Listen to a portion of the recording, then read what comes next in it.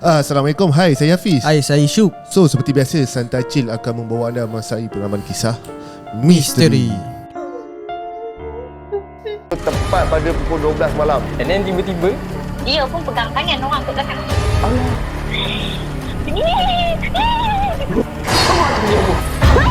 kau tahu tak, aku nampak apa? Kau nak mati ke? Dia menari tu, dia terpancing-pancing kita kan.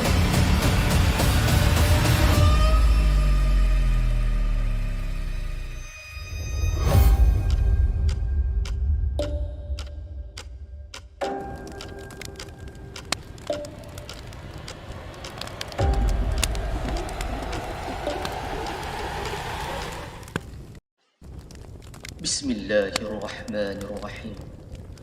Wa qur rabbi a'udzu bika min hamazatis syayatin wa a'udzu bika rabbi an yahdurun.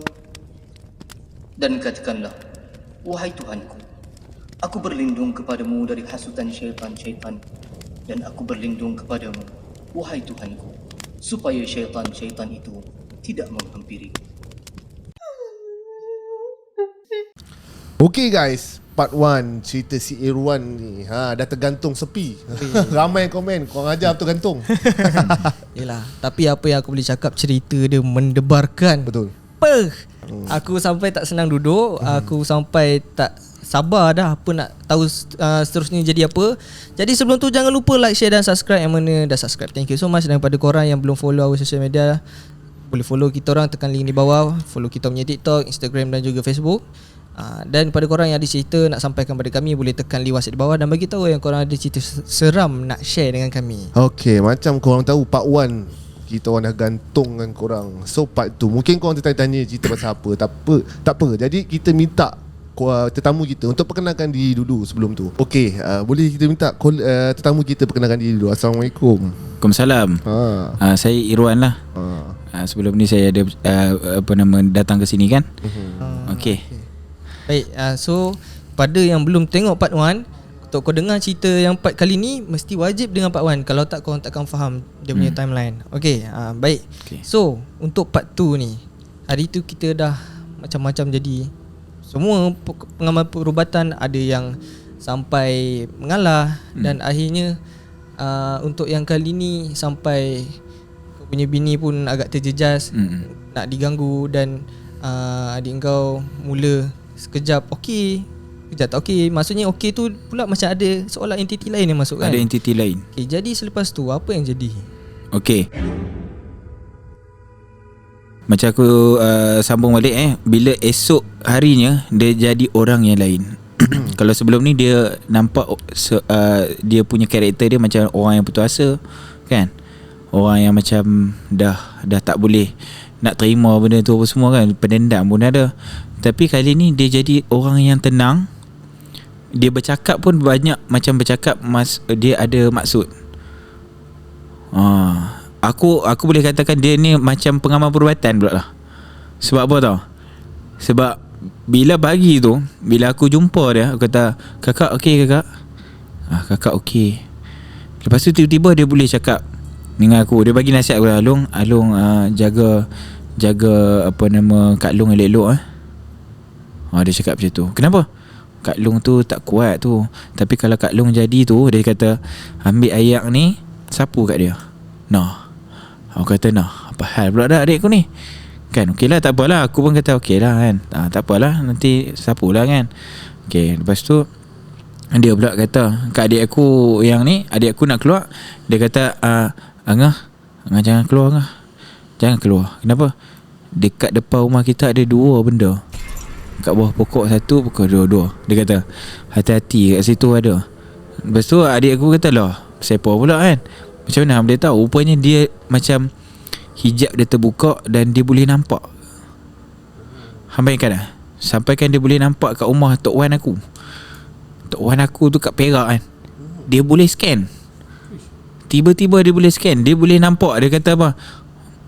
Dia kata bahaya ni kat rumah sana. Ada seko dekat atas bumbung. Dia boleh pula cakap macam tu. Aku pun kata adik aku ni dah jadi bomoh pula ke? Kan sudah. Kan, tapi kan dia punya kesakitan dia dah lain dah. Bila waktu maghrib kan, dia dah lain. Kalau sebelum ni cucu kan, start daripada orang tu datang ke rumah kita orang ni, kami ni, dia punya seksa dia tu macam kena nazak, macam kena gantung. Itu lagi teruk aku tengok. Itu langsung tak boleh cakap. Dah jadi macam terangkat badan dia apa. Terangkat badan dia. Dia jenis tak boleh nak berjalan tu, tiba-tiba terangkat badan dia. Jadi kan bila dah tapi dia punya seksa dia tu dalam pukul 11 macam tu habis. Menangis dia kan, menangis dia. Dia kata dengan aku, dia kata, Tolong kakak Long. Dia kata, tolong kakak dah tak sanggup dah ni. Kenapa? Kali ni dia betul-betul nak bunuh kakak. Kali ni dia betul-betul nak bunuh kakak. Kata, ya Allah, hang sabar kakak. Hang ingat ajal ni bukannya tentu oleh dia. Dia seksa macam mana pun, Tuhan kata ajal hang lambat gila lah. Tak Long, dia kata, kali ni teruk. Macam mana dia buat hang ni? Tahu tak dia, adik aku menggambarkan macam mana? Gambarkan, adik aku kata dia cekik adik aku. Dia ada seorang pembantu kan. Pembantu dia budak aja. Anak dia kot kan. So dia tolong anak beranak ni tolong sama satu sama lain cekik adik aku ni. Lepas tu dia bagi rantai besi macam anjing adik aku. Dia heret sampai satu tempat yang gelap. Lepas tu bawah tu ada api. Jadi dia gantung adik aku. Gantung terbalik, bawah ada api. Dengan sakitnya gantung tu kaki ke atas, kepala ke bawah. Lepas tu dia sebat pula adik aku. Dia sebat adik aku, yang budak tu sebat. Yang papa ada ni kat depan, dia kata apa? Hang, takkan ada orang percaya. Takkan ada orang percaya hang. Dia cakap betul. Kali ni aku bagi hang mati je. Sebab hang dah banyak dedahkan kat orang. Dia cakap betul. Kali ni aku buat kat hang bagi mati. Sama macam orang tu, dia sebut nama orang yang dah mati. Maksudnya dia dah pernah buat kat orang lain. Secara halus. Orang duk kata dia kanser. Tapi pelik apa, kanser tengok-tengok, doktor pun kata saya pun tak tahu ni penyakit apa jenis macam ni. Rupanya dia kena sihir. Sebab tu aku nak minta kalau boleh orang kat sana kan, jenis ada penyakit, kadang doktor ni dia tak tahu. Dia kata kanser. Wahab bukan kanser pun. Doktor tu pun sendiri tak tahu benda apa. Tak tahu punca pun. Tak ada spesifik nama pun. Rupanya kena. Jadi bila dia bagi tahu tu, jadi satu pendedahan yang baru tau. Oh, sebelum ni maksudnya dia mati ni sebab kena ni ke? Dan adik aku pula dah remuk, hancur dia punya harapan dia bila orang yang bagi tahu tu orang yang kita kenal. Orang yang kita kenal mati. Kononnya mati kena tu mati. Walhal kita punya keturunan tak ada penyakit pelik-pelik gitu. Tak ada. Jadi dia pun jadi macam down. Dia nangis. Dia pegang tangan aku. Dia kata, waktu tu aku nak balik dah Melaka kan. Hang bayangkan seminggu aku duduk kat sana. Kan seminggu. Itu pun aku rasa macam tak ada raya lah. Jadi dia pun kata kat aku, tolonglah. Dia kata, kakak takut sangat. Dia takut bila waktu maghrib dia takut. Dia kata, rasanya kakak pun akan mati juga ni. Sebab orang-orang yang tu kita kenal kan. Orang macam tu pun dia boleh buat, apatah lagi kakak kecil macam ni. Aku pun jadi macam Allah Akbar. Tak boleh jadi kan. Benda-benda macam ni tak mungkin kita boleh kalah. Aku jenis keyakinan aku macam tu. Benda-benda sihir, walaupun sihir kan, Allah kata benda tu sihir berlaku tapi atas ketentuan dia juga kan. Jadi aku cakap dengan adik aku, sabar. Kata kita ikhtiar juga. Sabar Ustaz. Aku terus tak boleh ni. Aku terus call yang sepupu aku bagi tu kan. Ni kali kedua kita orang pergi. Tapi waktu tu aku dah tak ada dah. Aku dah pergi balik ke Melaka. Tapi aku dah arrange siap-siap lah. Kan. Dan aku ingat waktu aku nak balik tu pun Allah aku tengok adik aku tu pakai kursi roda kan. Aku kata ni next time aku balik sekali lagi boleh jumpa ke tak adik aku kan. Memang nampak teruk gila adik aku kan. Tapi waktu on the way nak perjalanan ke Melaka ni, memang aku siasa aku follow up family aku kan, macam mana okey tak, macam mana okey. Memang waktu kejadian maghrib tu diorang hantar, tapi tak sempat hantar, tapi dalam perjalanan memang teruk. Sampai di sana ustaz tu dia berubat apa semua kan, tiba-tiba dia boleh keluarkan jarum panjang daripada siam, 2 kaca, jarum banyak, dan benda tu tak nampak dilihat. Dia kalau dia letak dalam botol, snap gambar baru kita orang biasa boleh lihat. Tapi adik aku, macam aku cakap tadi kan, adik aku start lepas tu hijab dia dah terbuka. Dia siap boleh kira lagi 1, 2. Tapi yang ustaz tu boleh nampak. Ustaz tu kata okey, hang kira Ustaz 1, 2. Dia pula pelik, adik aku yang perempuan ni kan, dia pula pelik, kata ibu ngapa tak nampak ke? Tak nampak ni, kakak nampak ni jarum, tak nampak. Dia pun bila dia dapat orang kata anugerah tu, dia sendiri pun macam tak biasa tau. Dia kata pasal apa semua tak dengar, aku boleh dengar. Pasal apa semua orang tak nampak, aku boleh nampak ni. Dia jadi begitu. So dia pun ni kira aku rasa lebih kurang dalam 13 kecil 2 yang panjang punya jarum. Lepas daripada buang apa semua ni, muntah apa semua, alhamdulillah bro, boleh bangun, boleh berlari siap. Allahu Akbar. Hantar waktu tu aku on the way nak balik ke Melaka tu, aku rasa aku dah sampai ke Tapah kot. Lepas aku call kau, macam mana bro, apa macam mana? Alhamdulillah long, dah boleh berlari dah. Biar betul boleh berlari dah. Aku rasa macam ya Allah Tuhanku, terima kasih lah kan, adik aku jadi baik dah kan. Tapi dia tak baik sepenuhnya lagi. Dia tak baik sepenuhnya, sebab benda tu masih ada lagi tau. Dia masih ada lagi di rumah apa semua. Jadi yang pengamal perubatan yang satu lagi tu, yang bagi barang tu, dia volunteer untuk dia datang rumah dan dia nak bagi cuka getah. Kali ni kita bagi benda tu mampu pakai cuka getah. Pernah dengar cuka getah?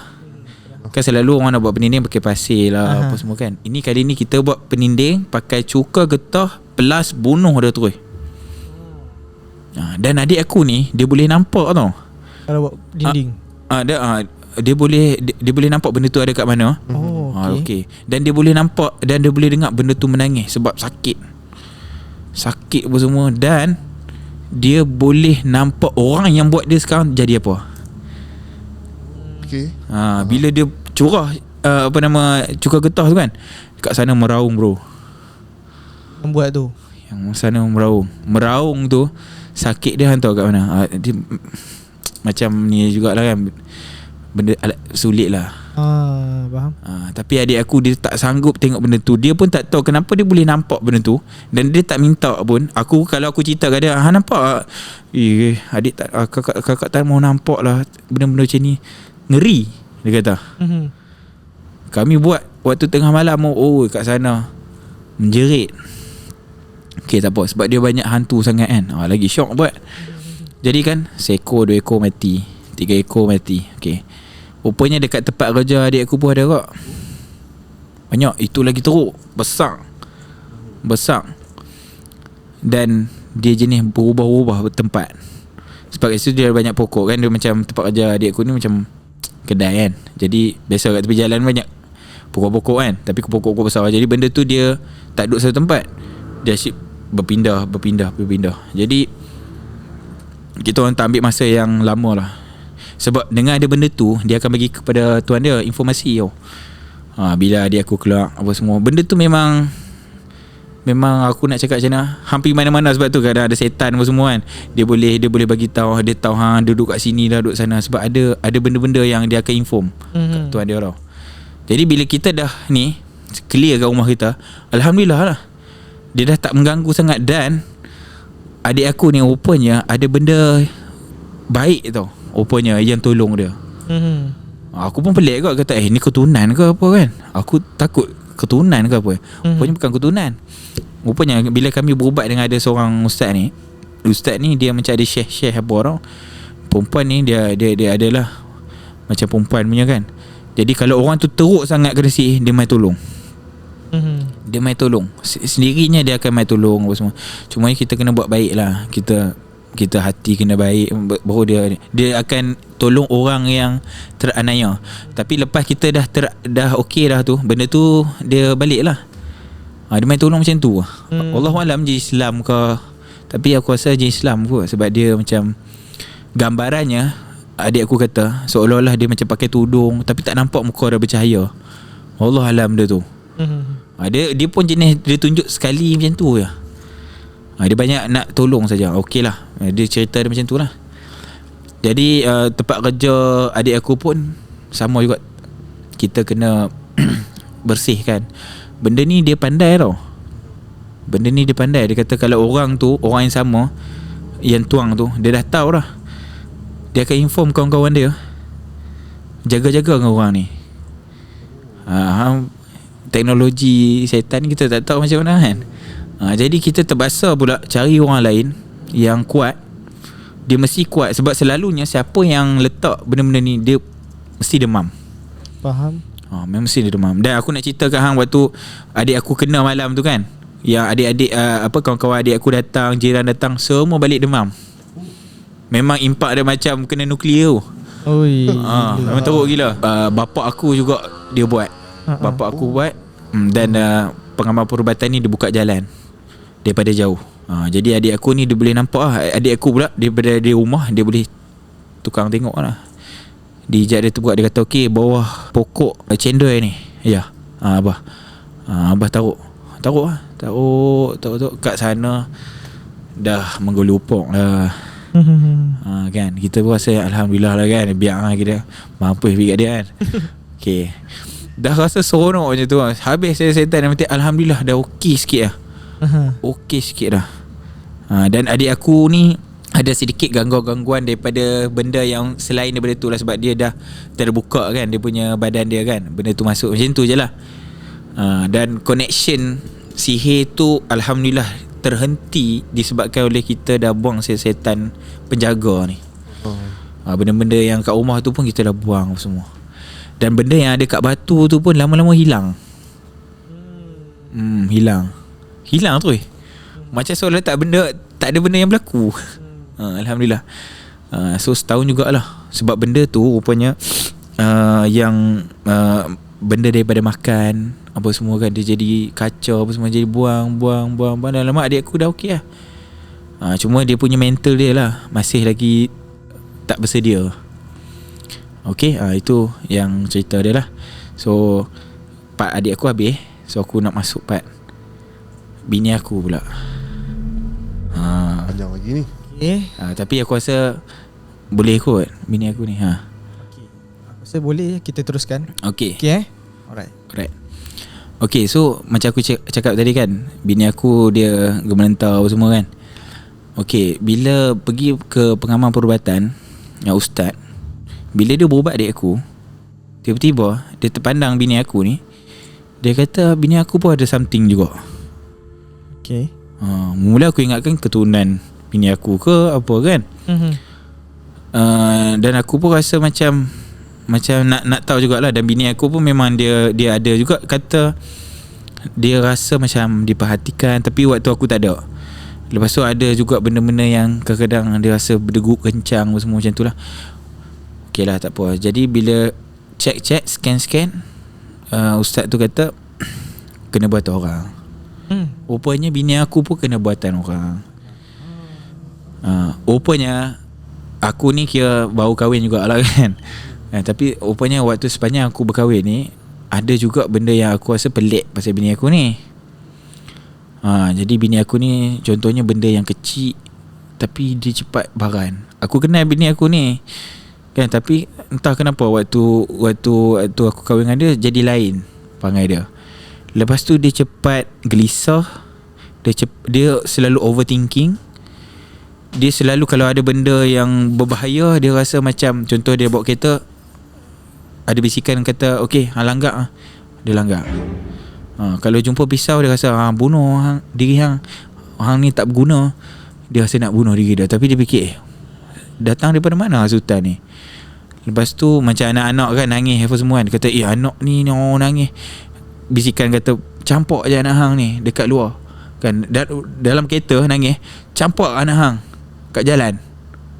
Memang ekstrim lah benda tu kan. Dan aku ingatkan bini aku ni hanya mental disebabkan kerja dia lah kan, kerja dia yang banyak ke apa kan. Jadi bila ustaz tu kata benda ni memang dia nak tuju dekat bini aku, dan orang yang buat ni adalah orang yang dengki kat dia dekat tempat kerja.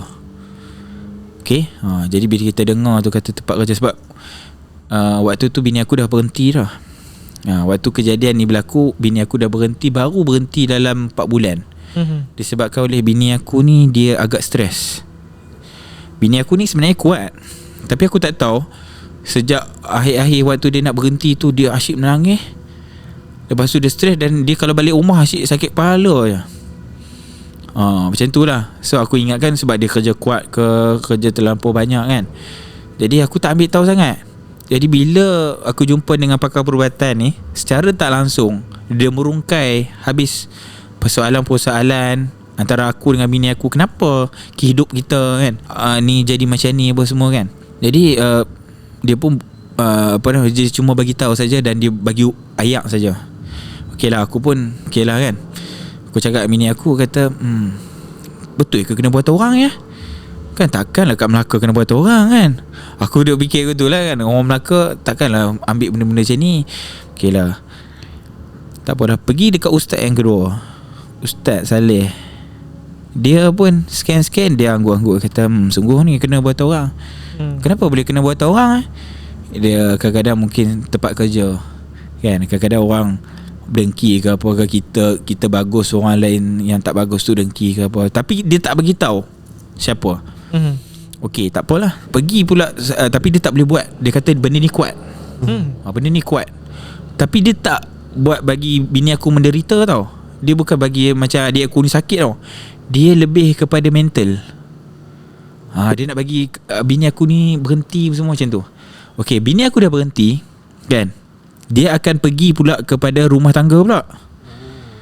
Kalau tak dibuang, rumah tangga akan bercerai-berai.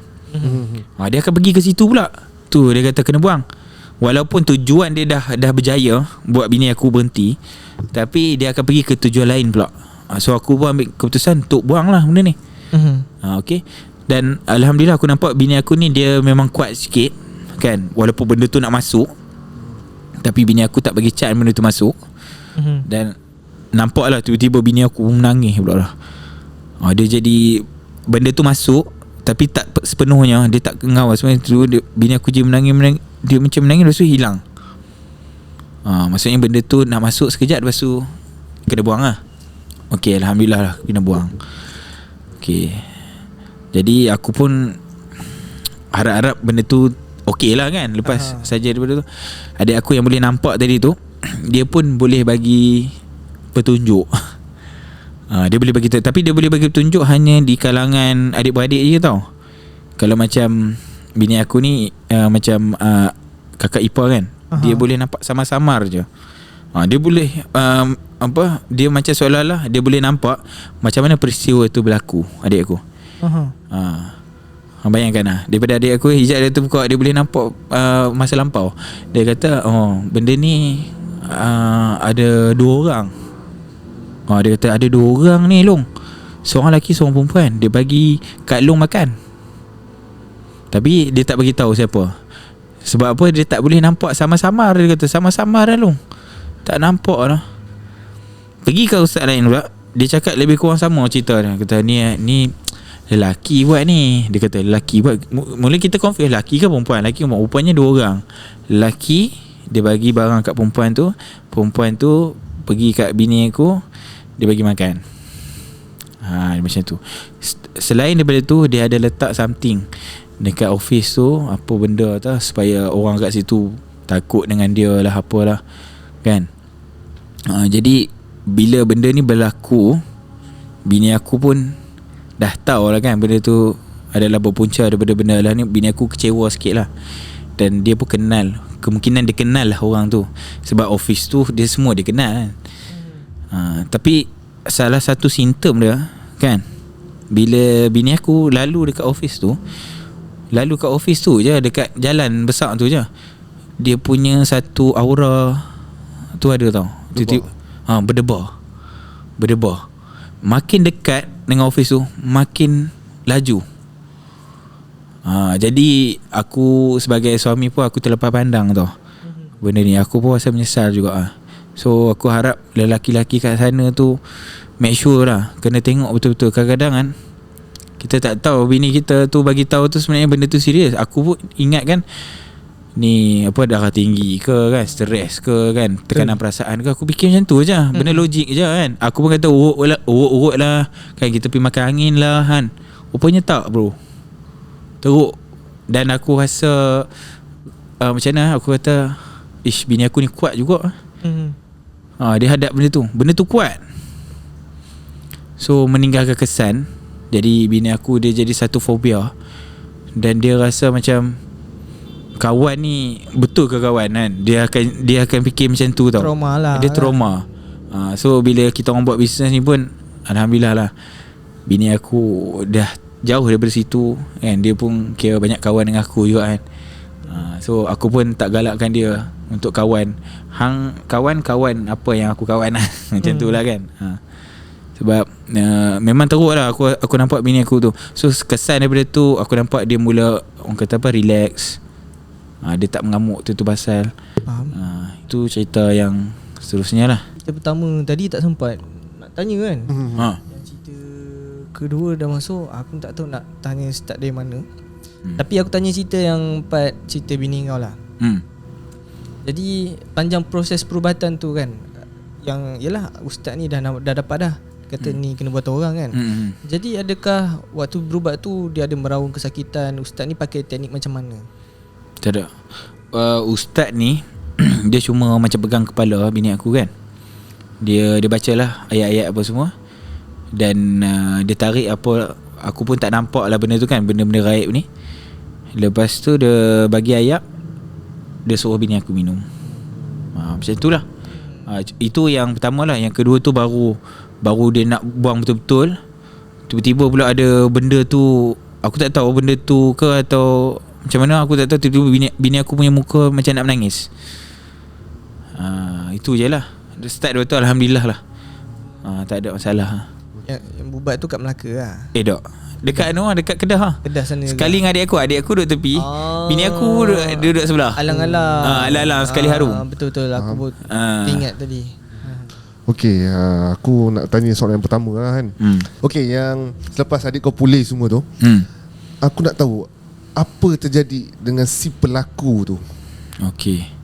Adakah dia datang meminta maaf, menyesal, ataupun dah tak jadi orang ke? Okey. Kan? Ini menarik ni bro. Aku nak cerita. Okey, selepas daripada kejadian tu, aku nampak family dia orang ni selalu akan datang dekat kampung. Okey. Dan benda yang peliknya adalah dia masak. Dia masak sendiri bro. Dia tu bukan aku nak cakap dia macam pemalas juga kan. Kalau dekat kampung ni tak ada lah dia nak tolong-tolong beli apa, tak ada. Dia datang kat kampung adik-beradik yang lain pun dia sendiri masak apa semua, dia jamu. Tapi kita orang ni yang adik-beradik yang lain dah tahu dah. Mungkin dia ada baca ke apa kan, tak makan. Tapi dia ada cara lain. Dia tinggalkan air, kadang-kadang ayak-ayak masak apa kat dalam tu semua kan. Dia siap baca bro. Dia siap-siap baca. Ada juga dia tinggalkan ayat-ayat yang dia kata kononnya ni ayat surah Waqiah. Apa kepelik, mana ada ayat surah Waqiah? Surah Yasin ada lah kan. Dia kata ayat surah Waqiah bagus ni. Bagus, minum. Lepas tu dia selalu nak bagi duit. Tak pernah dia bagi duit. Tiba-tiba dia selalu nak bagi duit. Sebab apa tau? Aku rasa sebab dia macam seolah-olah dia nak bagi orang tu lupa tau. Bila makan, kemungkinan orang tu akan berpihak kepada dia dan tak berpihak kepada keluarga kami.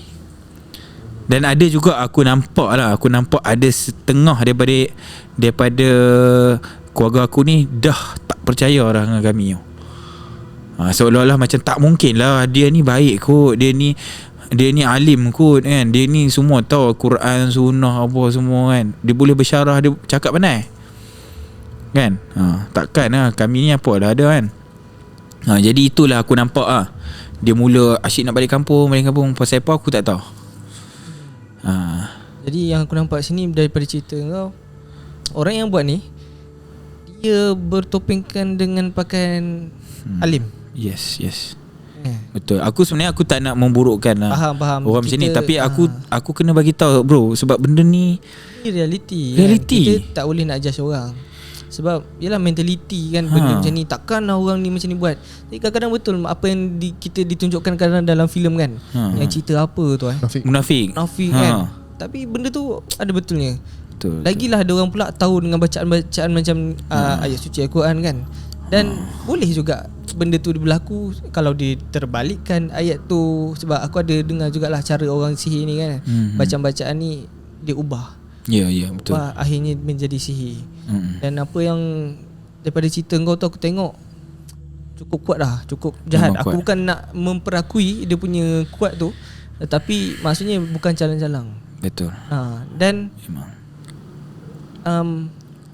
itulah bila dengar balik cerita kau tadi kan, dia datang rumah jamu makan, nampaknya dia sangat dekat dengan keluarga korang. Betul.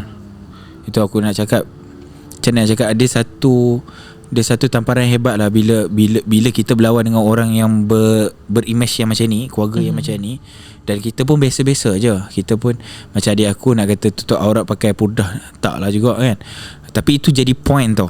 Kadang-kadang diorang boleh diorang cakap pandai, diorang boleh alihkan point tu. Diorang kata mungkin sebab dia cara berpakaian macam ni ke apa ke.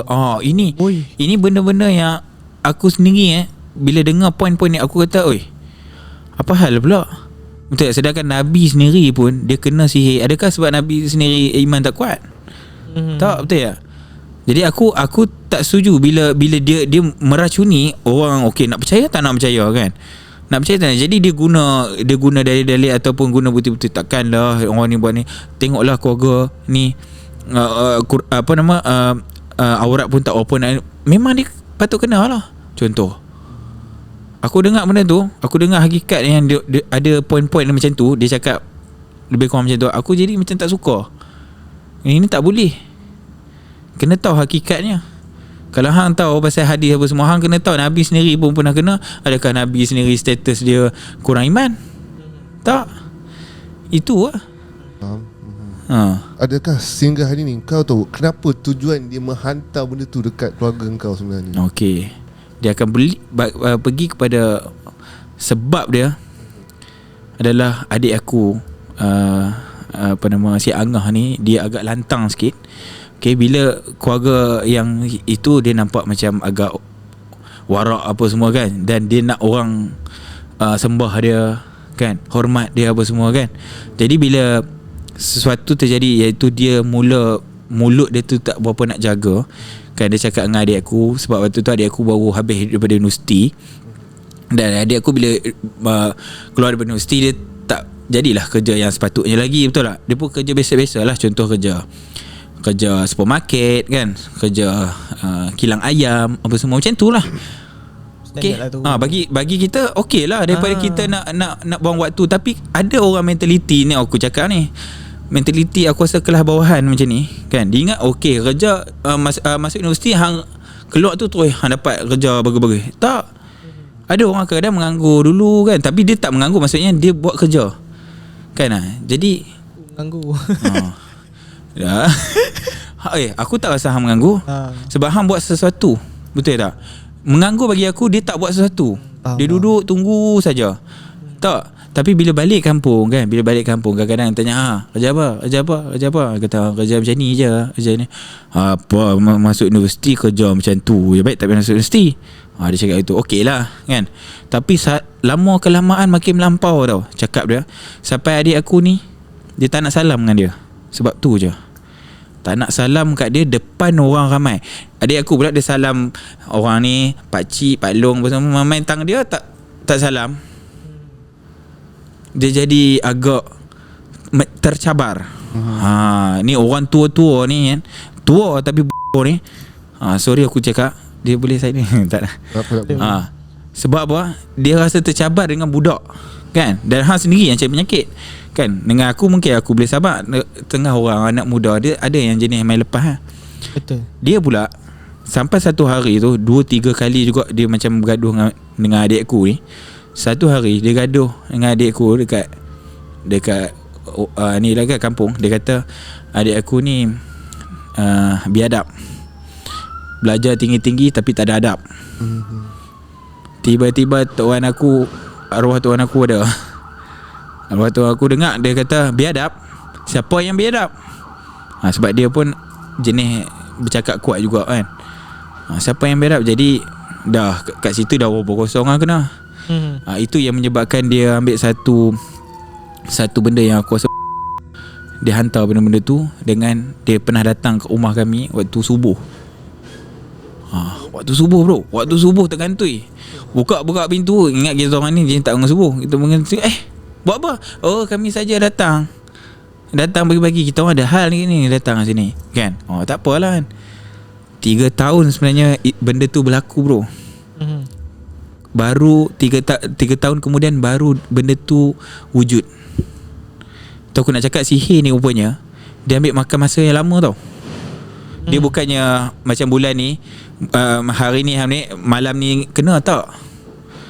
Dia maksudnya dia dah letak tu dah lama dah, baru adik aku timbul benda tu. Sama juga dengan bini aku ni. Rupanya benda ni dah berlaku sebelum kahwin lagi bro. Dia baru nampak sekarang. Itu bahaya bro. Bila dah kena sihir tu, contoh 3 tahun kemudian baru hang kena, dia jadi macam lekat sikit hang jadi susah sikit nak buang. Ambil masa sikit. Hang nak berubat tu ambil masa juga. Kalau 3 tahun baru hang dapat kesan, mungkin hang nak berubat tu aku rasa 3 tahun ataupun kadang 10 tahun pun belum tentu lagi. Dia ada masih bisa lagi. Sebenarnya kita kesuntukkan masa. Betul. Kita nak dengar banyak lagi, tapi mungkin insyaAllah lepas ni aku faham korang pun ada banyak persoalan masuk kita juga kan. Tapi insyaAllah kita akan jemput lagi lah. Irwan boleh ya? Boleh insyaAllah. Okay, dia tak ada masalah. InsyaAllah lah. Tapi sebelum tu kenalah support kita orang dulu kan. Tekanlah butang like, share dan subscribe. Jadi tulis komen banyak yang mana korang minat, apa pendapat korang. Kalau ada pendapat yang munasabah, ada cadangan, boleh tulis di ruangan komen. Alright. Okay, so jumpa di next video. Assalamualaikum. Bye-bye. Bye-bye.